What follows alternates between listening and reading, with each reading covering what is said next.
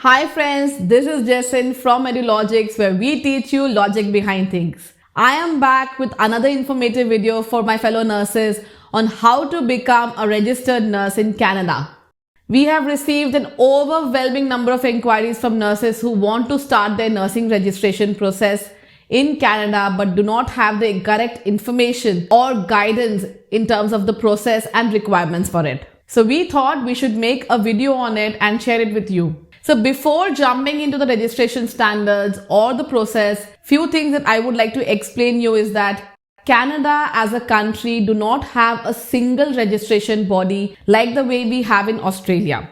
Each province in Canada has its own nursing regulatory board which basically regulates the nursing profession and registration process for overseas registered nurses who want to practice in their state.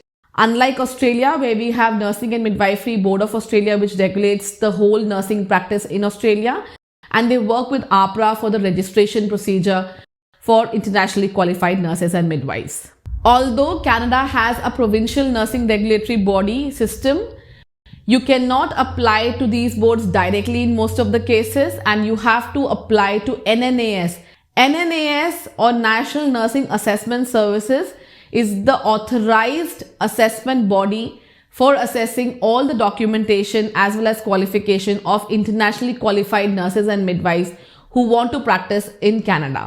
There are around 80 nursing regulatory boards in Canada who are members of NNAS, and hence if you want to practice in any of these states, you need to apply to NNAS for the initial assessment process.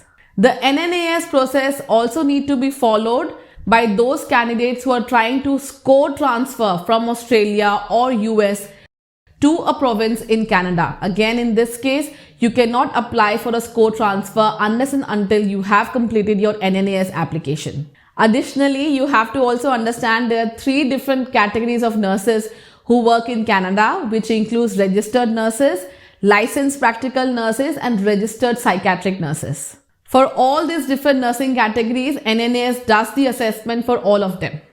Now let's talk about the NNAS application process. The first step is to create an account on the NNAS portal. It's basically an online process where you have to go to the NNAS website, create an account, and complete the payment of $650 USD to start your application. In this main application order, once you pay the fees, you can request for the advisory report for 1 nursing province and 1 nursing profession. So for example, you want to work in Ontario, you'll have to select College of Nurses Ontario, as well as you want to apply for registered nurses category. So you can select the registered nurses category. Your main application order remains open for 12 months, which means that you need to ensure that you are submitting all the relevant documents to NNAS within this period. If you were unsuccessful in completing all the documentation process within this 1 year, you'll have to pay an additional fees for extension. Once you have submitted your payment, NNAS will send you a candidate number, which is basically your reference number for all future communications and updates from NNAS. In your account now, you'll be able to see again different forms for each of the verification. You have to download all these forms such as your identity verification form, your nursing education verification form, employment verification form, etc.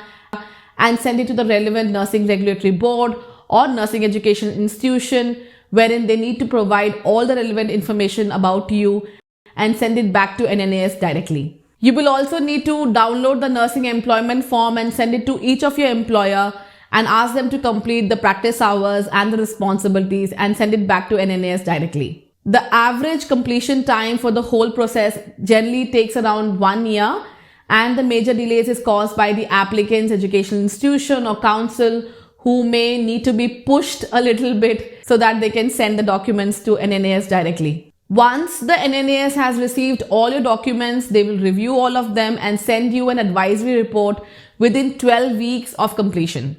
The NNAS advisory report will give you outcomes such as comparable, not comparable, and somewhat comparable, and I'll explain you the meaning of each of them in the video ahead.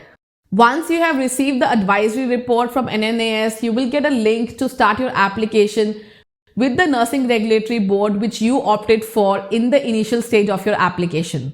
The provincial registration body will then go through your application as well as NNAS advisory report and will further suggest you the steps that you need to take to become a registered nurse in that particular province. Now let's understand what does the different outcomes mean. So if you have got the outcome as comparable, great news, you will now be authorized by the regulatory board to appear in the NCLEX examination. NCLEX is the licensure examination which is conducted in US, Canada and Australia for registration. Once you have passed the NCLEX and you have met the other requirements of the provincial body, you will then start your practice as a registered nurse after you got the license. If your NNS outcome is somewhat comparable, now here in this case, the provincial regulatory body will again through all the different documentation and your previous history and may ask you to write NCLEX and OSCE both, or may ask you to write NCLEX only depending upon your case. For those of you who do not know what is OSCE, OSCE is a practical exam and you may be asked to appear in this practical exam to prove your nursing competency. Now for those whose result is not comparable, you may be asked to undergo a bridging program or a re-entry program, which is again a structured training program which you will need to complete before you apply for NCLEX. You may be asked to complete OSCE as well after you have completed NCLEX. Again, it depends upon each of the nursing regulatory board and each of the case as well. Now, a very common question that most of the nurses ask, do I need English language results before I apply to NNAS? The answer is no. From October 2022, this process has been handed over to the Nursing Regulatory Board, which means that NNAs do not require you to submit any English language scores directly to them, but once you receive the advisory report and you apply to the Provincial Nursing Regulatory Board before your nursing registration, so you do not need to submit your English language scores to NNAS, but you'll need to submit them once your NNAS advisory report is issued and you are applying to the Provincial Regulatory Board. You can either take IELTS Academic or CELBAN, which is basically called the Canadian English Language Benchmark Assessment for Nurses.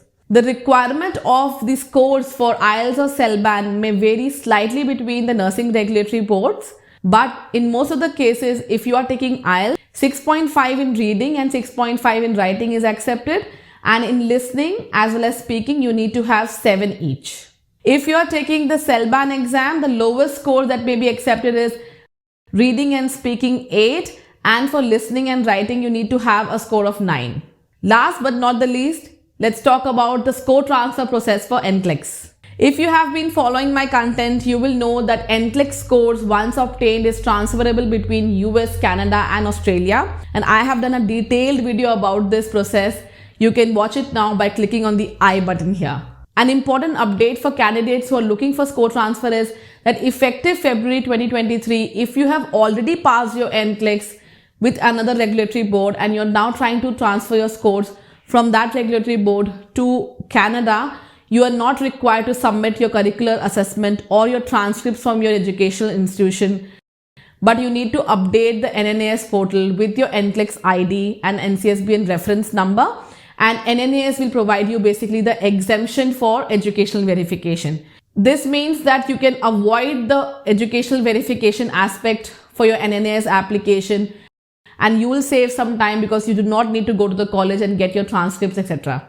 You will see that NNAS has added an additional section which is called Part C examination section, and here you need to update your NCLEX successful scores as well as your reference ID, and NNAS will provide this exemption to you.